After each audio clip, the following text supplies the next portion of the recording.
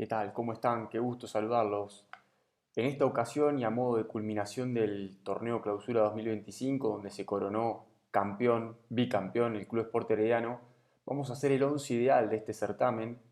En este caso, con la interpretación personal de los partidos, con el análisis de los cotejos, de las propuestas de los equipos, de la trascendencia de los equipos en el campeonato nacional, como así también, en este factor subjetivo, va a ir adosado la cuestión de las estadísticas, de los datos puros y duros, la métrica más objetiva que me va a permitir hacer una cruza entre lo que son los visionados y lo que son la Big Data.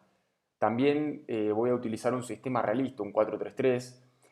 Ustedes saben bien que muchas veces aparecen 11 ideales al final de un campeonato que son irrisorios en cuanto a que si tienen una viabilidad en un partido de fútbol. Aparecen tres centrales y después todos delanteros. O una línea de cuatro, un contención y también todos ofensivos que encima juegan en posiciones que no son realistas. Mi desafío es utilizar un sistema 4-3-3 como la matriz que me ordene y que también me limite y me desafía a pensar en los nombres propios que después voy a ubicar en cancha, como así también es un sistema que es bastante representativo de lo que se utiliza con habitualidad en nuestro campeonato nacional. La mayoría de los equipos parten de este sistema para pensar el fútbol o de un 4-2-3-1 que también es muy similar al 4-3-3. Entonces, en esa vía de limitarme y a su vez de tener como una realidad de lo que pasa en nuestro torneo, es que utilizo el 4-3-3. Los invito, a medida que yo voy conversando y les voy a ir presentando los nombres propios de los futbolistas, a que tengan cuidado con la temporalidad. Hay una tendencia a que la retina nos invita a rápidamente poner en equipos a los futbolistas que destacaron en las fases finales, que es lo que recientemente sucedió. Además, la fase final es una etapa muy sensible porque se define el torneo. Entonces, temporalmente vayamos a todo el semestre, tratemos de hacer ese ejercicio, sin descuidar que lo más cercano nos atraviesa, pero a la vez lo más cercano también es lo más importante, como un factor cualitativo no menor. Entonces hay que hacer un fino equilibrio entre esas dos cuestiones. La distancia que pueda haber de lo que pasó al inicio del torneo con lo que recientemente coronó al Herediano y las fases finales, pero a su vez entendiendo que ese tiene una valoración importante porque ahí es donde juegan los mejores equipos, los mejores jugadores y se condensa mucho de lo que sucede en nuestro campeonato nacional durante 5 meses. Por otro lado, también voy a presentar dentro de este esquema algunos jugadores que estuvieron muy cerquita, a mi entender, de meterse en el 11 ideal y ni siquiera los pondría como una cuestión honorífica, sino que estuvieron ahí mínimamente por meterse, entonces va a haber una opción uno y una opción 2 para que también lo debatamos.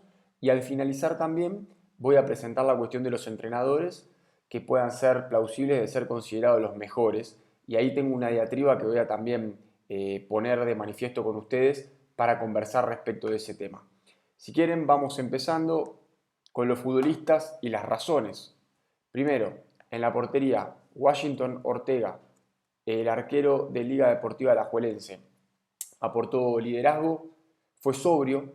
Creo que no tenemos presente alguna gran actuación donde haya salvado en demasía a su equipo, sino intervenciones puntuales en momentos justos, como un arquero de equipo grande que muchas veces tiene que aparecer en situaciones así específicas y no tanto de forma constante. También hay que decir que el andamiaje defensivo de Liga Deportiva Alajuelense fue muy robusto y eso hizo que su rol sea destacado, pero sin ser sumamente estridente. Hay que decir a nivel numérico que jugó 22 partidos, recordemos que Ortega no arrancó el torneo, jugó 22 partidos, tuvo 13 vallas invictas para un 59% de marcos en cero de los partidos que disputó. Punto muy alto e incluso de los goles que le convirtió en la Liga Deportiva Alajuelense tuvo una bajísima responsabilidad. Yo digo siempre que los arqueros son de los que te tapan pelotas imposibles, de los que cumplen y son correctos y de los que tienen incidencia directa en los goles rivales. Bueno, en ese estamento prácticamente nunca se metió Ortega. Tal vez en algún gol de los tres que le metió el Deportivo Saprissa en la final de ida puede haber tenido una cuota de responsabilidad. Por ejemplo, en ese gol de Fidel que se agazapa atrás de Oviedo y que él en el área pequeña no impuso condiciones. Pero saliendo de esa jugada puntual creo que no tengo recuerdo de grandes responsabilidades del arquero de Liga Deportiva Alajuelense que fue puntísimo alto, un punto muy alto en la campaña del elenco Manudo. Paso al lateral derecho. Pongo a Kenai Meiri, el futbolista del Deportivo Saprissa, que se adueñó del puesto. Con 18 años se empoderó desde su propia confianza y rendimiento, y a su vez el entrenador Paulo César Guanchope le dio esa continuidad, ese minutaje y ese rodaje para que un futbolista joven se sienta que tiene espacio para poder crecer, para poder equivocarse, para poder mostrar sus mejores condiciones. En ese 4-3-3 del Deportivo Saprissa, modelo Paulo César Guanchope, fue titular indiscutido. En la totalidad del torneo clausura jugó 22 partidos, un gol y 3 asistencias. Me parece que no es una cuota para nada despreciable para un lateral, con la juventud y con el primer torneo así como siendo realmente importante. Para mí fue el mejor jugador joven del campeonato nacional, y además de eso, estas actuaciones lo catapultaron a la selección mayor de Costa Rica. Entonces estamos hablando de un futbolista muy completo, con potencia, con capacidad de agregarse al ataque con criterio, con mucha capacidad de anticipación y de recuperación en esa faceta, y además mutarlo en un contraataque para su equipo. Tiene cosas para mejorar, sí, es un joven talento con mucho margen de mejora, pero me parece que lo que Kenai Meiri fue altamente destacado. Como central, pongo a Hetzel Montes como uno de los centrales. Hetzel Montes, en un contexto donde el Herediano en la fase final se abrazó a la causa defensiva como un argumento fundamental para alzar su título número 31. Hetzel Montes, el hondureño, fue punto muy alto. Además, gol de campeonato, también tiene su elocuencia. Pero tengo que decir que jugó también 16 partidos de los 26 que le tocó jugar al Herediano. Un gol y una asistencia, el gol el que recién comentábamos. Para mí fue un jugador que se impuso en los duelos, tanto de arriba como de abajo, que le generó suficiencia y solvencia a la saga del Herediano, y que incluso, pese a su más de 1,90 m, como un portento físico y aparentar percherón, tiene buen manejo con los pies también. Le dio mucha salida limpia al Herediano desde el fondo.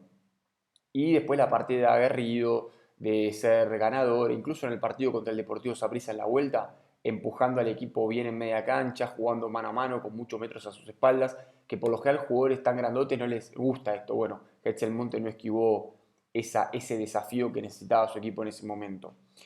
Voy a poner a Kane Brown como otro de los zagueros centrales, y después voy a meter ahí una de las alternativas que estuvieron muy cerquita de poder ingresar en ese 11.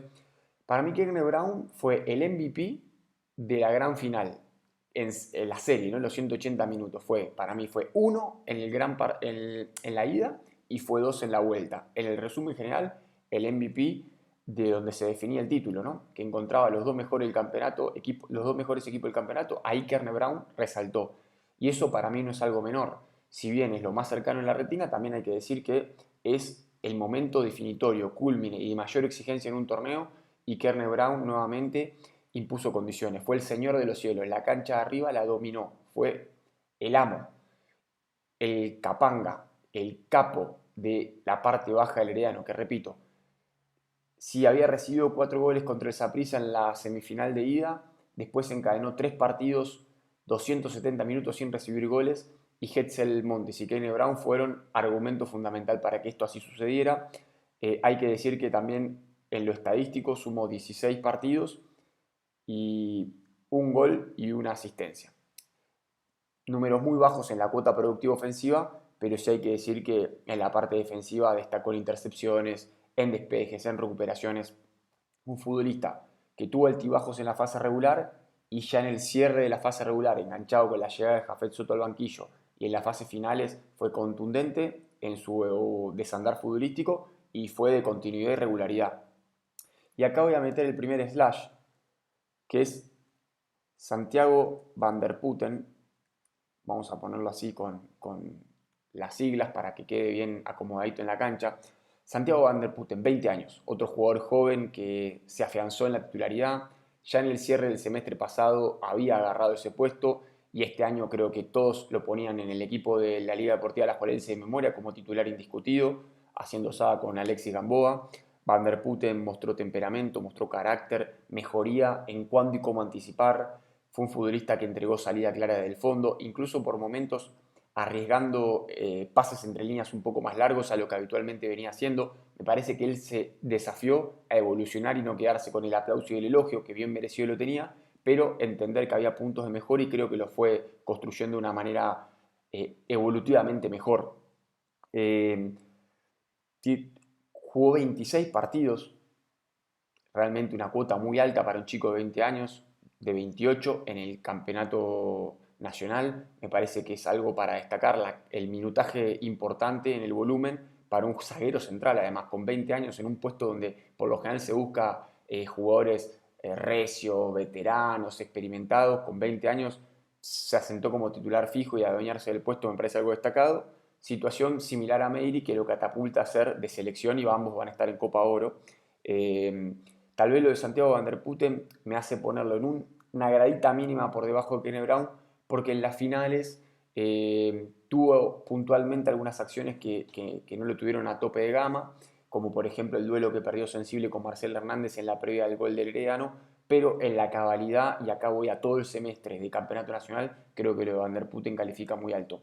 Y por izquierda ubico a Josep Mora, el lateral izquierdo del Deportivo Saprissa. 24 partidos jugados, un gol, 6 asistencias. Hay algunas bases de datos que entregan entre 7 y 8 también, pero la realidad es que más allá del número preciso, que eso muchas veces cambia porque la consideración de una asistencia puede variar según cada base de datos, estamos hablando de que tuvo más de 6 asistencias. Un lateral izquierdo es un número altísimo, de un impacto enorme a la hora de pensar en productividad ofensiva, que si le agregamos a esto que siempre Josep Mora a nivel defensivo es de correcto para arriba, decimos fase defensiva, siempre solvente y sólido. Fase ofensiva, en este semestre le agregó una cuota importantísima en asistencias. Entonces, y acá sí vuelvo a la cuestión de repasemos mentalmente el inicio del semestre. Cuando el Saprissa de Giacone estaba empezando a carburar en lo que era el camino del 2025, Josep Mora fue punto altísimo. Y después, ese punto altísimo no bajó, se mantuvo, siempre estuvo de forma constante y consistente en su juego. Entonces, me parece que es el lateral izquierdo del torneo. Voy así a dar una mención de honor, no lo pongo con slash o con barra porque me parece que hubo una distancia pronunciada con respecto a Josep Mora, pero lo de John Paul Ruiz también, muy importante, un chico de 21 años que seguramente tenga destino de club grande en nuestro país, que tuvo coqueteo con la posibilidad de ir a la Copa Oro incluso, ahora jugó con la selección nacional contra Cataluña, está en el radar del ente federativo que rige nuestro fútbol. Entonces me parece que lo de John Paul Ruiz también tuvo muy buena participación, pero me quedo con Josep Mora. Tengo como volante de contención a Joaquín Aguirre del Municipal Pérez Celedón. Esto puede ser dictaminado como una sorpresa, pero la verdad que en el 4-4-2 del Pérez Celedón, como volante de contención, fue sumamente destacado.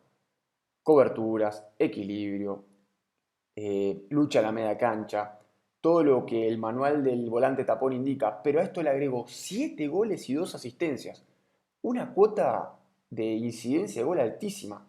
Estamos hablando de un volante de contención que supo detectar cómo llegar al área rival por sorpresa, que supo entender en qué momento tenía que romper su función defensiva para sumarse al ataque como un tercer delantero, porque Pérez León jugaba 4-4-2, y utilizar a sus compañeros de ofensiva para él tener un sector que pueda atacar con réditos. También es imponente en el juego de táctica fija ofensiva. Y además, Pérez León salió noveno. Esa cuota goleadora en un equipo que sale noveno no es nada despreciable. Y si además hacemos doble clic en que Pérez León durante el torneo en 22 partidos hizo 28 goles, estamos hablando que Joaquín Aguirre con sus 9 incidencias de gol, repito, 7 goles y 2 asistencias, Joaquín Aguirre, el uruguayo, explica el 32% de los goles de Pérez León en el torneo. Me parece un dato demoledor que para mí lo posiciona como el contención de mi equipo ideal del torneo. Pero voy a meter un slash para no ser contradictorio con lo que he dicho en múltiples espacios, tanto en mi canal de YouTube como en Tigo Sports, que José Eduardo Leiva tuvo un torneo magnífico.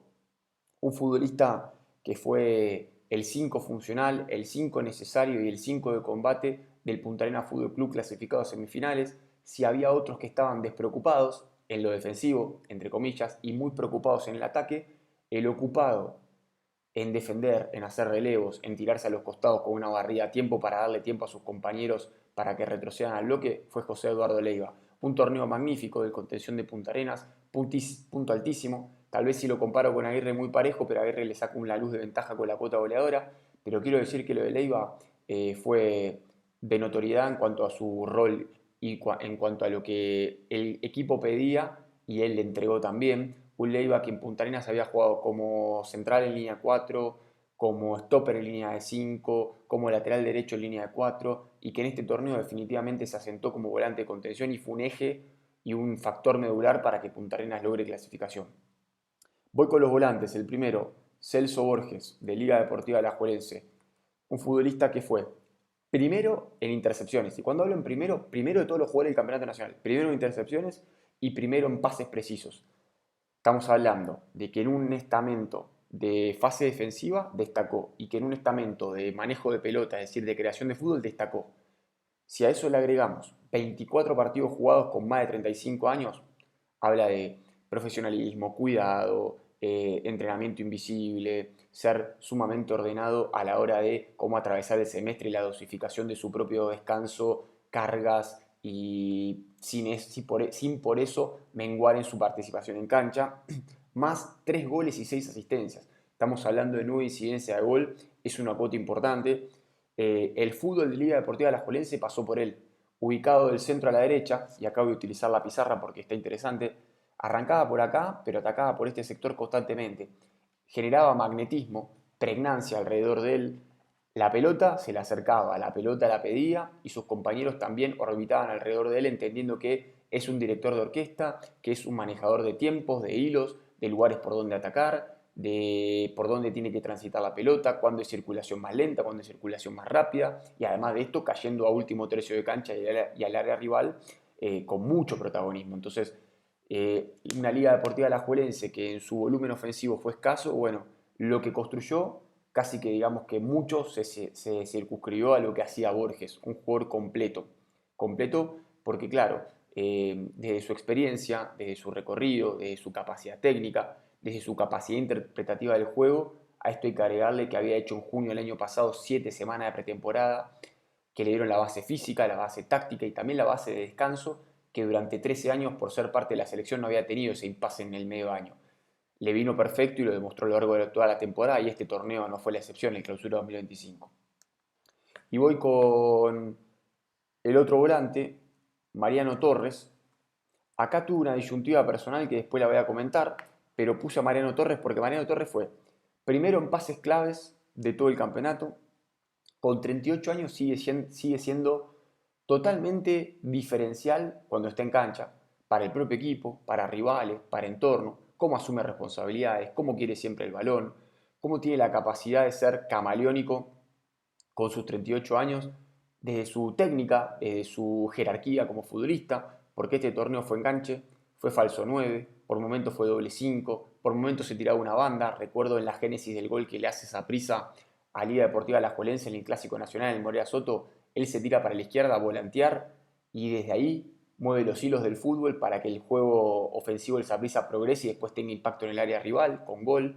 Entonces es un futbolista que anduvo por todas las partes de la cancha y siempre tiene influencia. Es de alto impacto y después a mí me agradan muchísimo esos jugadores que quieren la pelota, que en la difícil asumen el peso, que en la complicada y cuando hay emergencia y urgencia no se esconden, no le tiran la responsabilidad a otros, quieren ellos siempre la bola caliente. Si hablamos en términos basquetbolísticos, cuando quedan pocos segundos o cuando el reloj de los 24 segundos se está consumiendo, quieren la pelota para tomar la decisión final. Bueno, ese es Mariano Torres, que además jugó 17 partidos, 2 goles y 7 asistencias. Una cuota elevadísima de hacer jugar a compañeros, de hacer que su equipo haga goles. Impresionante lo del argentino que sigue siendo un factor sumamente atractivo para ver en el fútbol nacional, ¿no? Cuando está Mariano, es el fútbol que le gusta a la gente y no un Mariano, no un party. Así que para destacarlo del argentino, y acá voy a poner en slash también, y voy a explicar por qué. Porque Christopher Núñez para mí estuvo muy cerca de ubicarse dentro de este 11 ideal. Si uno va a los números, 21 partidos jugados, 3 goles y una asistencia, 4 incidencias de gol para un enganche, si me lo tirás solamente con la métrica, que lo entiendo, porque a mí me encanta la Big Data, tal vez queda descartado. Pero la interpretación del juego a mí me genera cosas distintas. algo casi que como mágico y diferente de lo que se viene viendo en el último tiempo en el fútbol nacional, ¿no? Está Mariano, está Elías, está Celso, pero Christopher Núñez, viste, enganche pequeñito, gambeteador, cuando está en tres cuartos de cancha, en la parcela del 10, jugando como 10, asistiendo como 10 y gambeteando como 10, ahí me generó algo diferente y sentía que cuando agarraba la pelota estaba la posibilidad de que algo pueda pasar. Eh, Incluso hay datos que no cuentan en la métrica, pero son muy importantes. Por ejemplo, recuerdo el empate de Cartaginés en el Carlos Alvarado contra Herediano. Es un gol de tiro libre de Douglas López, pero la jugada la hace él, enganchando por el centro, gambeteando, le cometen una falta al borde del área. Bueno, eso no sé, no está en ninguna métrica, o al menos no en las métricas que yo manejo, pero lo recuerdo como una cuestión de alto impacto, ¿no? Incluso Christopher Núñez jugando por afuera mostró facetas de recuperador. A ver, se puso el overall, se puso en lo que le pedía el técnico, sí, pero para mí lo mejor fue cuando apareció de 10 y creo que hay cierta unanimidad en la opinión pública y mediática que lo de Christopher Núñez fue algo disruptivo. De hecho, lo catapultó a la selección y me parece que si el Piojo Herrera estaba pensando en jugar todo vértigo, todo velocidad y omitir de la ecuación al número 10, Christopher Núñez con sus actuaciones forzó un lugar en la lista para darle alternativas a un equipo que tal vez en algún momento necesite pausa, en algún momento necesite un gambeteador que abra espacios donde no los hay y haya mucha congestión de rivales, sobre todo contra equipos que a priori puedan ser menos que Costa Rica y que te presente un escenario donde los espacios para correr no aparezcan y tiene que haber alguien que piense y que también desequilibre. Creo que Christopher Núñez mostró eso. Eh, pero también lo penalicé, si se quiere, por el hecho de que Cartaginés no clasificó. Y eso, digamos, le bajó una grada en mi consideración. Bueno, y después también tengo acá, como otro volante, tengo Celso, Mariano, Joaquín Aguirre. Ah, me lo borró a Celso. Acá, Celso Borges, perdón. Ahí está. Celso Borges, Mariano Torres y Joaquín Aguirre, el trío volantes. Y vamos a ir con los puntas, como para también poder avanzar en esta situación de que a ver qué futbolistas aparecen en la consideración. Primero, voy a poner más cerrado acá, son tres delanteros que pueden jugar centralizados. Voy a poner como número 9 nominal, así, Emanuel Casado. Hay una cuestión personal cuando construyo este tipo de trabajos, que es que el goleador del campeonato tiene que estar adentro siempre. El torneo pasado, de hecho, puse a Yabonis y a Marcelo Hernández, ambos goleadores del torneo con 10 tantos cada uno, y en esta ocasión mantengo la misma operatoria, Emanuel Casado con 9 tantos, una cuota baja si se quiere de goles, pero es lo que viene siendo la tendencia en nuestro campeonato nacional. Pero bueno, hizo 9 tantos en un equipo, 9 tantos goleador del torneo en un equipo que descendió, que salió último y que muchas veces priorizó el andamiaje defensivo por sobre el ofensivo y él casi que en una cuestión de llanero solitario se las ingenió para hacer goles. Una capacidad técnica de definición altísima, es un jugador espigado, que a veces tiene un tranco largo, con elegancia, que golpea de zurda, golpea de derecha, borde interno, empeine total, tres dedos, tiene buen manejo de los registros de golpeo con su pie y eso le da capacidad de definición. Incluso en la fecha final contra Punta Arenas, pelota quieta, tiro libre, pegó en el palo, o sea, tiene varias formas de ser un atacante productivo y creo que cotiza a la alza para ser considerado por algún equipo, incluso se habla de que en Honduras pusieron los ojos en él, me parece que fue destacado lo de Emanuel Casado, el argentino goleador del torneo jugador de Santa Ana. Como uno de los delanteros voy a poner a Marcelo Hernández. Marcelo Hernández, el cubano, que estuvo gran parte del torneo fuera al inicio por la suspensión acarreada del torneo pasado. También tuvo un momento donde estuvo tocado de lo físico, lesionado, pero es un jugador que si está al 100% desde lo físico, es gravitante. Y esto lo demostró para mí en la gran final.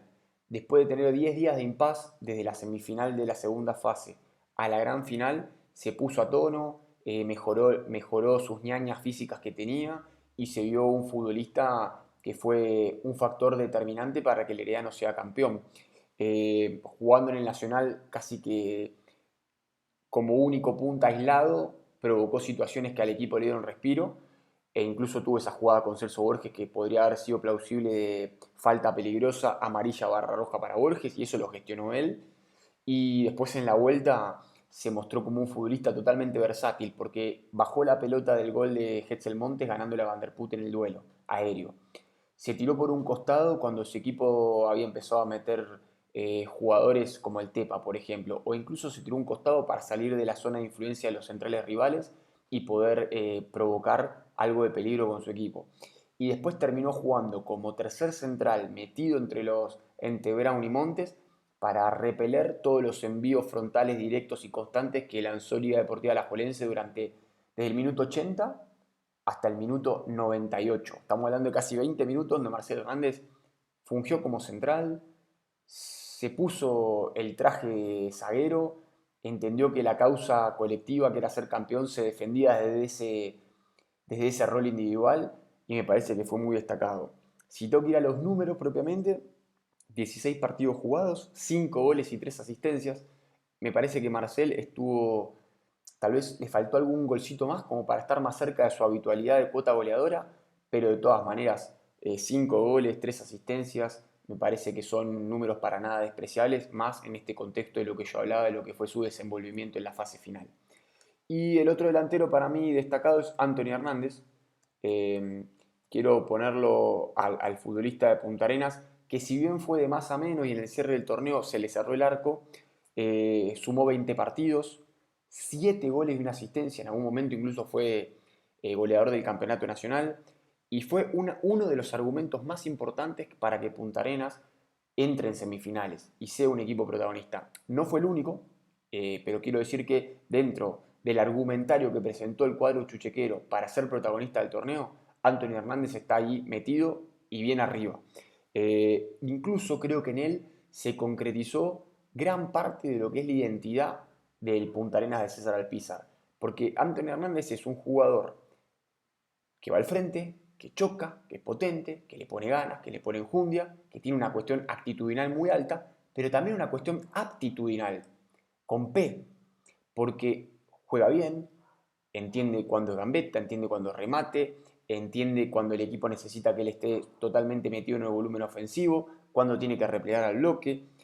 Él condensa esa capacidad de mutación que tenía Punta Arenas de por momentos somos un equipo aguerrido de lucha y por momentos somos un equipo de buen fútbol, protagónico, propositivo y que va al frente. Y en Antonio Hernández se vieron las dos cualidades. Además, él mismo me parece que encontró una gran versión de un fútbol más salvaje, no tanto rígido en lo táctico, con una posición específica. Sí, muchas veces él arrancaba de extremo por derecha, pero tenía libertad por el frente de ataque, descendía, pedía pelotas, encaraba a rivales, un fútbol salvaje, así como agresivo en el buen sentido, de chocar, de meter, sin perder claridad futbolística. Es el último futbolista que pongo en mi once ideal. Los invito a que le den me gusta a este video y que pongan su once ideal en los comentarios. Y voy con los técnicos. ¿Y por qué lo digo en plural? Porque me hice trampa, pero me voy a justificar y me voy a explicar. Bueno, el primer técnico para mí destacado es César Alpizar. César Alpizar arrancó con un equipo que estaba último en la tabla acumulada, que tenía problemas de descenso, que parecía que su objetivo principal era eludir esa cuestión, lo fue obviamente, pero lo hizo muy rápido, eludió muy rápido la posibilidad de perder la categoría y de forma constante fue buscando la posibilidad de clasificación. Incluso por momentos el equipo estuvo primero, coqueteó con poder ser líder general, después se cayó, no le dio, pero para mí hay una cuestión que es bisagra. Es que cuando Punta Arenas tuvo que dar el paso al frente, ganar su partido contra Santa Ana para clasificar, no tuvo miedo al éxito. Hay muchos equipos que llegan a esa instancia y la situación de tener tan cerca la trascendencia los achica, los amilana, los cohíbe y no les hace mostrar su mejor versión. Bueno, en el momento que todos los caminos se habían circunscrito a ganar contra Santana, el Puerto lo hizo, fue firme, jugando en Romoser como local, lejos de su cancha, ganó de forma contundente, solvente y se metió con creces en la fase final del campeonato. Y además también de este recorrido que yo digo, desde dónde arrancó y dónde finalizó, arrancó último en la tabla acumulada y terminó tercero en el campeonato nacional. Y te digo más, si le daban algunos partidos más, hasta metía Copa Centroamericana, digamos, por la tabla acumulada. Quiero decir que con los recursos que tenía construyó mucho. De hecho, en algunos momentos Punta Arenas se chocó contra su propia limitación de planilla porque tenía una habitualidad de 16 futbolistas, pero después cuando tuvo que recurrir a la tercera línea del plantel, tal vez ahí menguó un poco su rendimiento. Bueno, con esos recursos finitos, pero bien administrados, recursos finitos, pero con una capacidad versátil táctica, recursos finitos, pero con una competencia interna robusta, terminó metiendo a Punta Arenas en la fase final, y mucho de esto tiene que ver César Alpizar y su gestión de grupo para mantenerlos motivados a todos y competitivos, su gestión táctica de ir moviendo los sistemas acorde al rival de turno y a la propia actualidad de su equipo, y la gestión de cada uno de los partidos, porque ha tenido capacidad intervencionista con aciertos para sacar puntos para el cuadro chuchequero. Así que César Alpizar, y además tiene la triste, entre comillas, para él muy buena, pero triste para lo que es el contexto de nuestro fútbol, reconocimiento de haberse mantenido durante las 22 jornadas como técnico de su equipo. Eh, Algo que no sucedió en la mayoría. Incluso el Herediano campeón cambió de técnico. Y en la Liga Deportiva Alajuelense invicta hasta el último partido también cambió de técnico. Entonces César Alpizar tiene el triste pero gran reconocimiento de haber perseverado y persistido durante todo el torneo. Obviamente los resultados lo defendieron. Y el mejor técnico del torneo, o el otro mejor técnico del torneo, es Jafet Soto Molina. Ustedes me dirán, pero es la sencilla, técnico campeón, técnico elegido como el mejor. Puede ser. No obstante eso, para tratar de eludir esa cuestión, que sería un argumento muy válido, veo que dirigió 9 partidos. Recordemos que fueron 10 bajo su mando, porque estuvo el partido del ADG, que le dieron los puntos a Herediano por la revocatoria de licencia del cuadro nicoyano, pero dirigió 9 partidos. Solamente perdió uno, que fue contra el Deportivo Saprissa, que después lo logró recomponer y con creces en la vuelta, es decir, despejó las dudas, mejoró el contenido futbolístico, creció en lo anímico y también en la propuesta para decir, bueno, el Herediano realmente tuvo un accidente futbolístico y no se mantuvo en el tiempo, lo cortó rápido, y además, después de esa derrota abultada, goleada, donde no mostró nada el Herediano, jugó 3 partidos más el Herediano en la fase final de vuelta, la fase sensible donde se define el título, no permitió goles. 270 minutos con el marco en cero, lo que te acerca muchísimo a los triunfos, ¿no? Entonces, esta cuestión numérica y de cierre de campeonato lo quiero adosar con otra cuestión, que es una deficiencia que la transformó en virtud. Para mí, Jafet nunca terminó de encontrar cuál era el modelo de juego. Y dentro del modelo de juego hay varias pestañas. La primera, el sistema. Cambió todos los sistemas. Casi. Jugó línea de 5, jugó línea de 4, jugó con 3 volantes, jugó con 4 volantes, jugó con 5 volantes. En punta jugó con un solo delantero, jugó con 3 delanteros, jugó con 2 9, con un enganche. Por momentos presionó alto, por momentos fue bloque hiper bajo, por momentos fue ultra ofensivo contra Saprissa en la vuelta, por momentos fue prioritariamente defensivo, como en la gran final de ida contra Liga Deportiva Alajuelense. Recurrencia de nombres propios, muy pocas. Tal vez Dani Carvajal, los centrales, Elías Aguilar y algo de Marcel, no mucho más. Después muchos cambios. Incluso Alan Cruz, que es un punto alto del Herediano, pero que por la cuestión física entró y salió del equipo. Estamos hablando de que todas estas cuestiones que, digo, lo podemos poner en la columna de las falencias o de los pendientes, Jafet las reconvirtió en versatilidad. Ok, creo que hizo esto. No tengo un plan de juego, un modelo de juego claro, que voy a hacer planes de juego por partido totalmente adaptativos al rival, a los recursos que dispongo de mis jugadores en cuanto a lesiones, suspensiones y rendimientos, en cuanto a lo que son las necesidades de la serie, en cuanto a lo que es el rival de turno. Entonces, a partir de ahí, lo que le decía, salvo el partido con Saprissa en la ida, donde esta cuestión de incertidumbres y de pocos patrones construidos del equipo fue un híbrido que intentó ser un poco de todo y fue nada, ya después tomó decisiones muy claras para cada uno de los partidos, que no tienen como continuidad un partido tras otro, porque no está ese modelo que atraviesa, que es el hilo conductor, sino que fue para cada partido un modelo, un plan, un sistema y unos jugadores. Y me parece que eso le resultó. Y eso habla también de su capacidad intelectual, de su capacidad de raciocinio para tomar diferentes decisiones, ¿no? Y no abrazarse una idea y no abrazarse a unos nombres propios, sino todo lo contrario, ser flexible y buscar respuestas y soluciones a lo que se presentaba. Y de la mano con eso, obviamente, tiene que tener los jugadores, los que puedan ejecutar en cancha. Y encontró, como gestor de grupo, futbolistas que no venían jugando durante el semestre, caso paradigmático lo de Joe Johnson y Darryl Araya, que 2 meses y un poquito sin jugar y fueron titulares fueron jugadores importantes en la gran final, tanto en la ida como en la vuelta. Joe Johnson titular en los 2 partidos, Darryl Araya titular en la vuelta, entrando muchos minutos en la ida. Y eso habla de la gestión de grupo, de la competencia interna, de olfatear y detectar y de ver quién es el que está mejor en el momento y que incluso si el semestre no había sido bueno, pero puntualmente puede resolver algo adentro. Entonces me parece que la versatilidad, la lectura de juego y la interpretación de lo que pedía cada uno de los partidos fue un gran acierto de Jafet Soto. Así que bueno, les vuelvo a poner acá el 11 ideal, reitero. Washington Ortega de Liga Deportiva Alajuelense, portero. Kenai Meiri del Saprissa, lateral derecho. Joseph Mora del Saprissa, lateral izquierdo. Hetzel Monte del Herediano, central. Keine Brown del Herediano, segundo central, barra Van der Putten. Como volante de contención, Joaquín Aguirre de Pérez Celedón y José Eduardo Leiva de Punta Arenas, Van der Putten de Liga Deportiva Alajuelense, me olvidé de decir eso. Como enganche, Mariano Torres del Deportivo Saprissa, barra Christopher Núñez del Cartaginés. Como 8, ayuda a 10, Celso Borges de Liga Deportiva Alajuelense. Y el trío de ataque, Marcelo Hernández del Herediano, Emanuel Casado de Santa Ana y Anthony Hernández de Punta Arenas Fútbol Club, el 4-3-3, el 11 ideal del torneo clausura del 2025, desde mi interpretación, desde los datos, desde mi lectura de juego, en un sistema realista, y los técnicos, repito, César Alpizar de Punta Arenas y Jafet Soto del Herediano. Espero que les haya gustado, dejen el dedito arriba y abajo, el me gusta, sus comentarios, quién fue el mejor técnico, quién fue para ustedes cómo arman ustedes el 11 ideal del torneo, y también si quieren dejarme el mejor jugador joven, me lo pueden ahí anotar y lo comentamos. Para mí fue Kenai Meiri, lo había dicho en el desarrollo del video y lo repito, para mí Kenai Meiri es el jugador joven del torneo. Muchísimas gracias, lo debatimos, lo conversamos y como siempre el abrazo futbolero enorme.